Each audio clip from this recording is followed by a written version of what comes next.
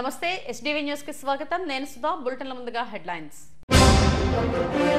కార్యకర్తలైన high command మళ్ళీ జన్ముంటే తెలుగు గడ్డపైనే పుడతాం మహానాడులో TDP అధినేత సీఎం చంద్రబాబు ఎన్టీఆర్ కు ఘన నివాళి తెలుగు ప్రజల మనసుల్లో చెరగని ముద్ర వేసుకున్న గొప్ప నాయకుడు ఎన్టీఆర్ ఆయన జయంతి వేడుకల్లో కలెక్టర్ హరీందర్ ప్రసాద్ రాష్ట్ర వ్యాప్తంగా విస్తరించిన నైరుతి రుతుపవనాలు అల్పపీడన ప్రభావంతో విస్తారంగా వర్షాలు కురుస్తాయన్న వాతావరణ కేంద్రం స్విమ్స్ లో నిర్మాణంలో ఉన్న భవనాలను పరిశీలించిన టీటీడీ ఈవో శ్యామలరావు సమగ్ర నివేదిక ఇవ్వాలని ఆదేశం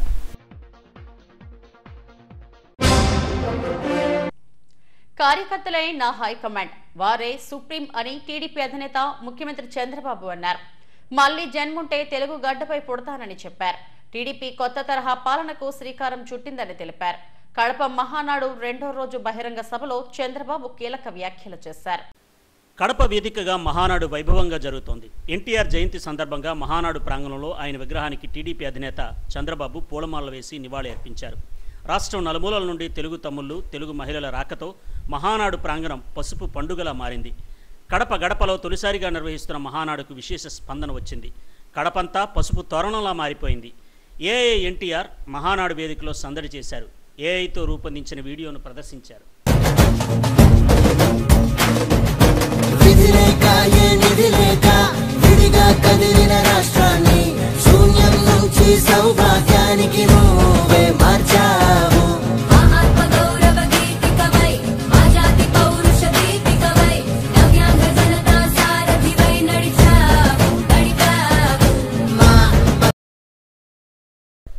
ఇప్పటి వరకు 34 మహానాడులు జరిగాయని 2 మహానాడులు డిజిటల్ రూపంలో నిర్వహించామని చంద్రబాబు అన్నారు కడపలో ప్రశాంతమైన చల్లటి వాతావరణంలో మహానాడు జరుగుతోందని చెప్పారు పదవి అంటే సేవ అని ఎన్టీఆర్ నిరూపించారని అన్నారు తెలుగు జాతి మొత్తం ఆరాధించే ఏకైక నాయకుడు ఎన్టీఆర్ అని కొనియాడారు ఎన్టీఆర్ జయంతి అంటే తెలుగు జాతికి పండుగ రోజని ఒక్క వ్యక్తి 2 రంగాల్లో రారాజుగా రాణించడం చరిత్రలో చూడలేదన్నారు 13 ఏళ్ల రాజకీయంలో అద్వితీయ చరిత్ర సృష్టించారని చెప్పారు అధికారం అంటే బాధ్యత పదవి అంటే సేవ అని నిరూపించిన గొప్ప నాయకుడు ఎన్టీఆర్ అని కొనియాడారు నిన్నటి మహానాడు చర్చలు ఎంతో అర్థవంతంగా పార్టీని మరింత బలోపేతం చేసే విధంగా రాష్ట్ర ప్రజలకు మేలు చేసే విధంగా సాగాయి ఈరోజు మన పార్టీ వ్యవస్థాపక అధ్యక్షులు తెలుగు తేజం తెలుగు ప్రజల ఆత్మ గౌరవ శిఖరం తెలుగు పౌరుషం సినీ రాజకీయ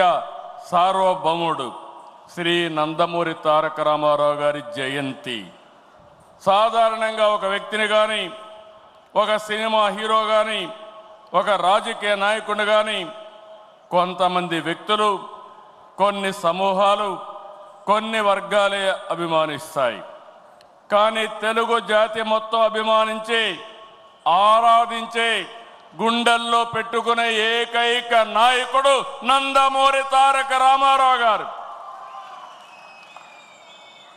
ఎన్టీఆర్ జయంతి అంటే తెలుగు జాతికి ఒక పండుగ రోజు ప్రతి ఒక్కరూ స్మరించుకునే రోజు మనకు తెలిసిన మన కళ్ళ ముందు కనిపించిన యుగ పురుషుడు ఒకే ఒక వ్యక్తి ఎన్టీఆర్ ఒకే వ్యక్తి 2 రంగాల్లో రారాజుగా రాణించడం మనం చరిత్రలో చూడలేదు ఎన్టీఆర్ జీవితంలో ఎన్నో మలుపులు మరెన్నో మెరుపులు ఇంకెవరి జీవితంలో చవి చూడని మజిలీలు ఒక సాధారణ ప్రభుత్వ ఉద్యోగ ప్రస్థానం మొదలుపెట్టి తెలుగు సినీ చరిత్రలో ఎవరెస్ట్గా ఎదగడం ప్రజల కోసం పార్టీ పెట్టి ముఖ్యమంత్రి కావడం ఇది అనితర సాధ్యం ఎన్టీఆర్ జీవితం పూల పాన్పు కాదు నిరంతరం పోరాటాలతోనే ఎదిగారు స్వీయ క్రమశిక్షణ నీతి నిజాయితీ పట్టుదల ఆయన ఆయుధాలు పాలు అమ్ముతూ చదువుకున్న ప్రభుత్వ ఉద్యోగ చేసిన సినిమాల్లో నటించిన రాజకీయాల్లో వచ్చిన ఆత్మ గౌరవాన్ని ఆత్మాభిమానాన్ని వీడని నాయకుడని చెప్పి కూడా నేను మీకు తెలియజేస్తున్నా. ఒక సామాన్య రైతు బిడ్డగా పుట్టి 33 ఏళ్ళు వెండి తెర జీవితంలో 13 సంవత్సరాలు రాజకీయ జీవితంలో అద్వితీయ చరిత్ర సృష్టించారు. అందుకే ఎన్టీఆర్ పేరు తలుచుకుంటే చాలు నరాల్లో ఉత్తేజం వస్తుంది. కొండనైనా ఢీకొట్టగలిగినవి ఆత్మవిశ్వాసం వస్తుంది, పట్టుదల వస్తుంది.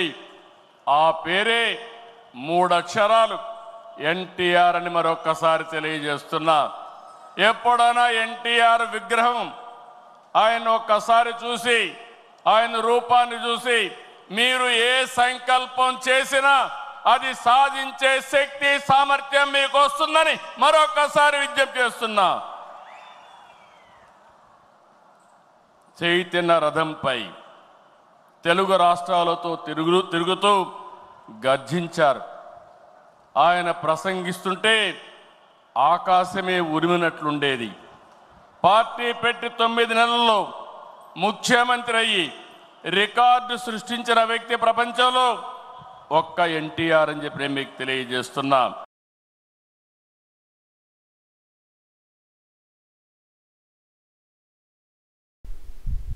మహానాడులో రెండో రోజు 6 తీర్మానాలను ప్రవేశపెట్టారు.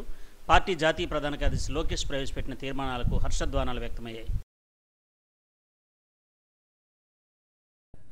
మాజీ ముఖ్యమంత్రి ఎన్టీఆర్ జయంతి వేడుకలు జిల్లాలో అట్టహాసంగా జరిగాయి. రాష్ట్ర ప్రభుత్వం అధికారికంగా ఈ వేడుకలను నిర్వహించారు. బీచ్ రోడ్లోని ఎన్టీఆర్ విగ్రహానికి, కలెక్టరేట్లో ఎన్టీఆర్ చిత్రపటానికి జిల్లా కలెక్టర్ హరీంద్ర ప్రసాద్ పూలమాల వేసి నివాళులు అర్పించారు. మాజీ ముఖ్యమంత్రి ఎన్టీఆర్ సేవలు మరిచిపోలేనివని అన్నారు. అత్యంత క్రమశిక్షణతో జీవితంలో ఉన్నత స్థానానికి చేరుకొని రాష్ట్ర ప్రజల మనసులో చెరగని ముద్ర వేశారని కొనియాడారు. ఉద్యోగ, కళ, రాజకీయ రంగాల్లో తనదైన ముద్ర వేసి ఘన కీర్తిని ఎన్టీఆర్ సొంతం చేసుకున్నారని చెప్పారు. ₹2కే కిలో బియ్యం, సంపూర్ణ మద్య నిషేధం వంటి హామీలను అమలు చేసి ప్రజల హృదయాలను గెలుచుకున్నారన్నారు. ఈ కార్యక్రమంలో డిఆర్ఓ భవానీ శంకర్, ఇతర అధికారులు పాల్గొన్నారు. వివిధ పాఠశాలల నుండి వచ్చిన చిన్నారులు ప్రదర్శించిన సాంస్కృతిక కార్యక్రమాలు అలరించాయి.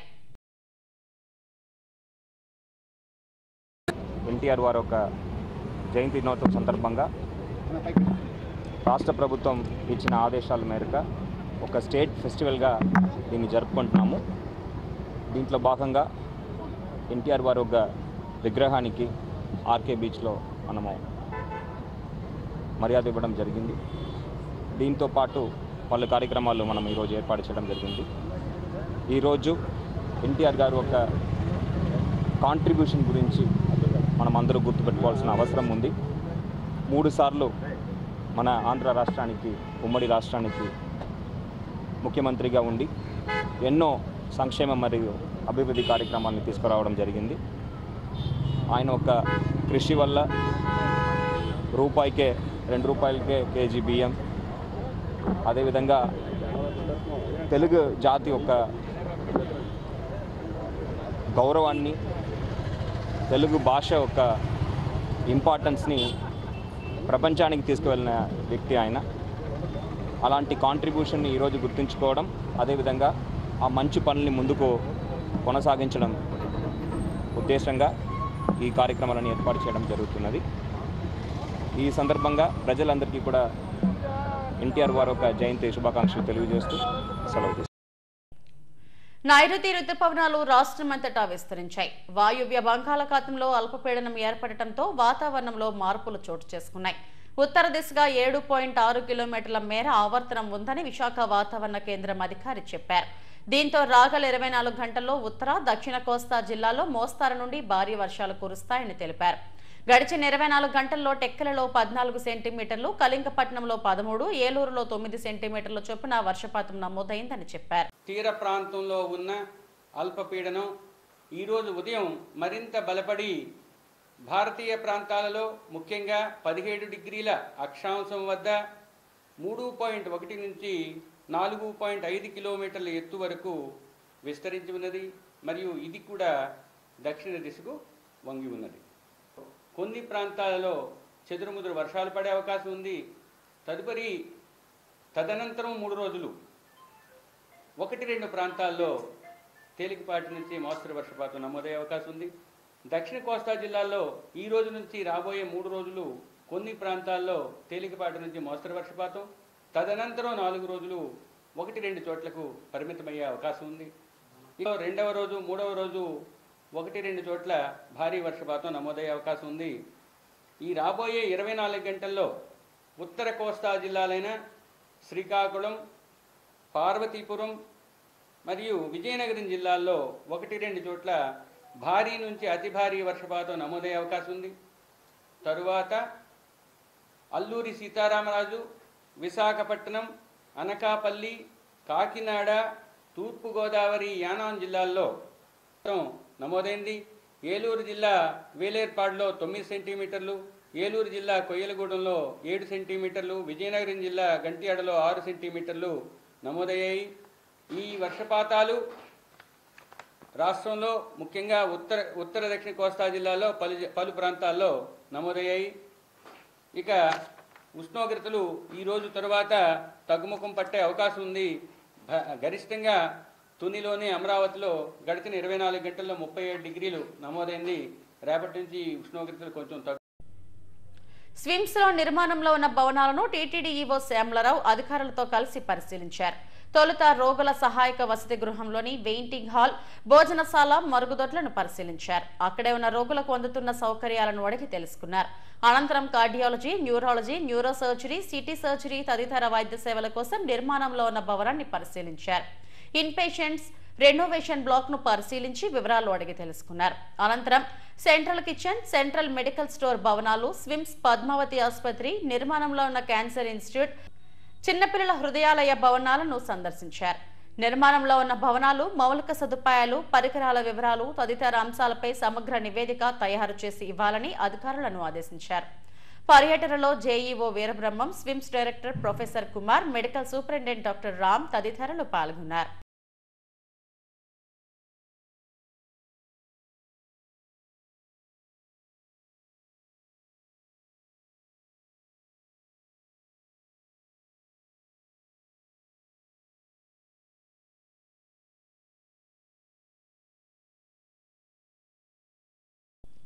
ఆస్తి విలువ ఆధారంగా వేసే ఆస్తి పన్ను రద్దు చేయాలని కోరుతూ వార్వా, నివాస్ ప్రతినిధులు జీవీఎంసీ గాంధీ విగ్రహం ఎదుట ధర్నా నిర్వహించారు.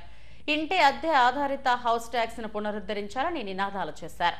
పట్టణాల్లో ఆస్తుల సర్వే నిర్ణయం విరమించాలని, ఆస్తి పన్నుల సవరణ జరగాలని వార్వా ప్రధాన కార్యదర్శి బివి గణేష్ అన్నారు. ఆస్తి పన్ను ఆదాయాన్ని 20% పైగా పెంచాలని రాష్ట్ర ప్రభుత్వం ఈ నెల 14న మున్సిపాలిటీలు, కార్పొరేషన్లకు ఆదేశాలు జారీ చేసిందని చెప్పారు.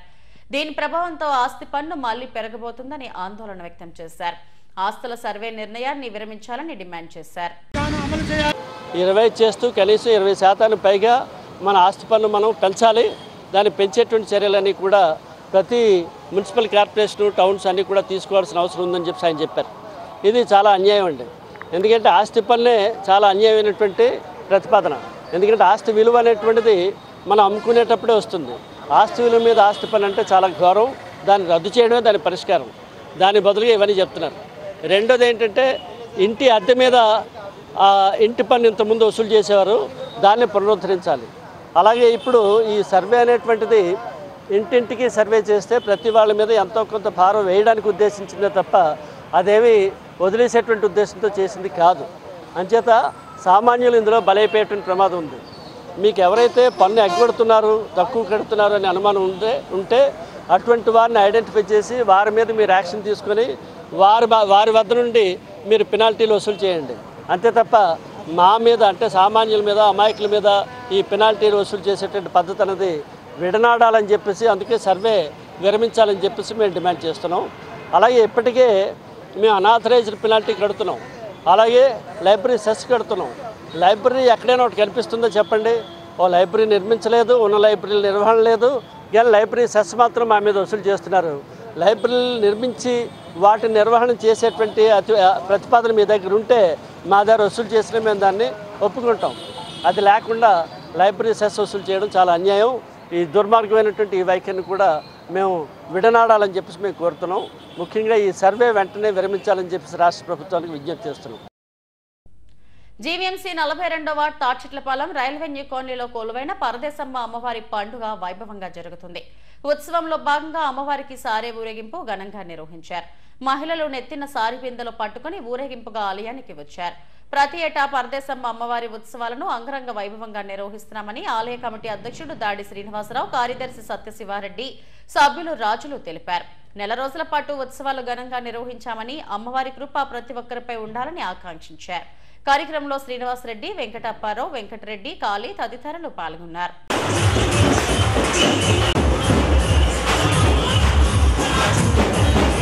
గ్రామ సమితి ఆధ్వర్యంలో ఈరోజు పరదేశమ్మ పండుగ మహోత్సవాలు ఈరోజు ఈ వారం మారువారం లాస్ట్ ఈరోజు మారువారం సందర్భాన మరి ఈరోజు అమ్మవారికి సుమారు 500 మంది మహిళలతో భారీ సారి ఊరేగింపు గ్రామ ప్రదక్షిణ చేసి అమ్మవారికి సమర్పిస్తారు. దాని అనంతరం మరి త్రిలోచన గాజువాక వాసులచే బ్రహ్మాండమైన బుర్రకథ కార్యక్రమం కూడా ఏర్పాటు చేశారు కమిటీ వారు. మరి ఉదయం నుంచి తండోపతండాలుగా జనాలు వచ్చి అమ్మవారికి నీలాభిషేకాలు, అలాగే కుంకుమ పూజలు, మరి అనేక రకాల పూజల కార్యక్రమాలు కూడా నిర్వహించారు. పండగ కార్యక్రమాలు లాస్ట్ అండి ఈ రోజుతోటి.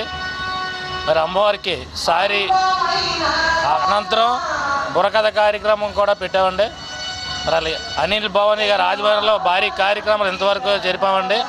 ఆయనకి మా కమిటీ తరఫున కృతజ్ఞతలు తెలుపుకుంటున్నామండి. భక్తులు, ఈ గ్రామ భక్తులు అందరికీ కూడా, డోనర్స్కి ప్రతి ఒక్కరికి కూడా పేరు పేరు ధన్యవాదాలు. ఈరోజు మరి మొదటి ప్రధాన పండుగ మాదిరిగానే ఈరోజు కూడా మారువారం చాలా గణనీయంగా ఈ కార్యక్రమం జరుగుతుంది. మరి దానికి ఇవాళ నీలాభిషేకం కానీ మరి కుంకుమ పూజలు కానీ చాలా గణనీయంగా చేశారు. మరి ఈ నీలాభిషేకం గురించి వాటర్ ట్యాంకులు కానీ ఇవన్నీ కూడా శ్రీ ఆల శ్రీనివాస గారు, మరి ఇవాళ 42వ వార్డు కార్పొరేటర్ గారు, వారికి మా కమిటీ తరఫున ధన్యవాదాలు తెలియపరుస్తున్నాం. అలాగే ఈ మారువారం నాడు శ్రీ అనిల్ భవానీ గారి ఆధ్వర్యంలో గొప్ప సారీ ఊరేగింపు జరుగుతుంది.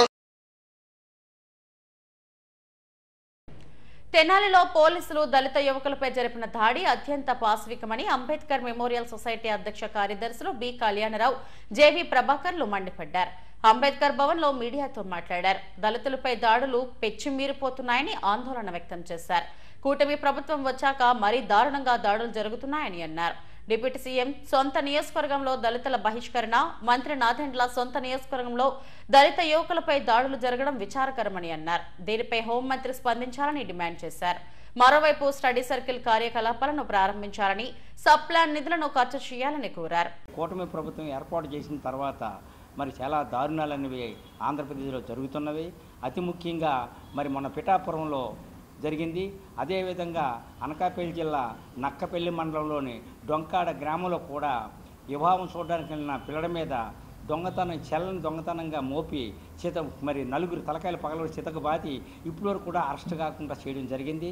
ఇలాగ దేశం నలుమూలలో కూడా జరుగుతున్నాయి.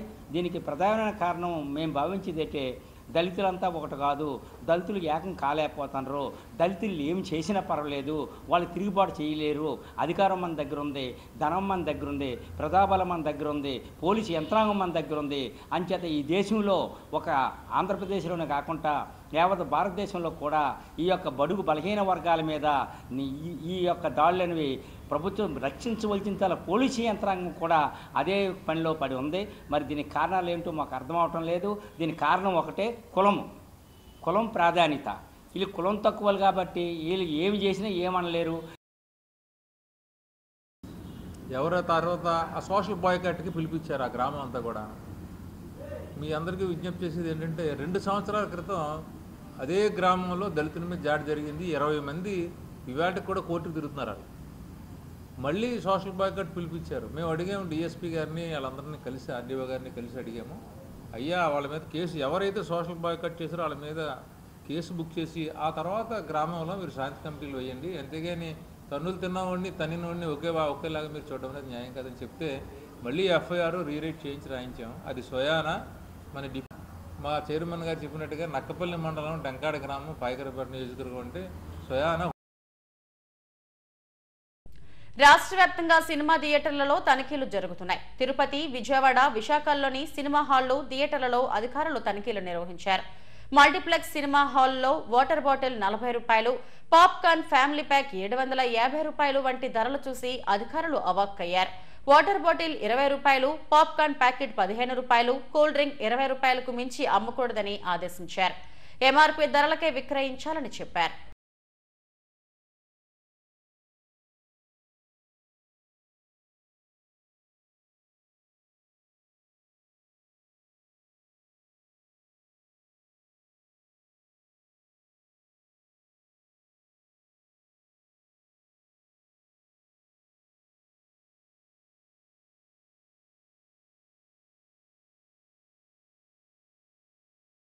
హెడ్లైన్స్ మరోసారి. కార్యకర్తలైన హైకమాండ్ మళ్లీ జన్ముంటే తెలుగు గడ్డపైనే పుడతాం. మహానాడులో టీడీపీ అధినేత సీఎం చంద్రబాబు ఎన్టీఆర్కు ఘన నివాళి. తెలుగు ప్రజల మనసుల్లో చెరగని ముద్ర వేసుకున్న గొప్ప నాయకుడు ఎన్టీఆర్. ఆయన జయంతి వేడుకల్లో కలెక్టర్ హరీందర్ ప్రసాద్. రాష్ట్ర వ్యాప్తంగా విస్తరించిన నైరుతి రుతుపవనాలు, అల్పపీడన ప్రభావంతో విస్తారంగా వర్షాలు కురుస్తాయన్న వాతావరణ కేంద్రం. స్విమ్స్ లో నిర్మాణంలో ఉన్న భవనాలను పరిశీలించిన టీటీడీ ఈవో శ్యామలరావు సమగ్ర నివేదిక ఇవ్వాలని ఆదేశం. ఇవి ఇప్పటివరకు నా బులెటిన్ అప్డేట్స్. నమస్తే.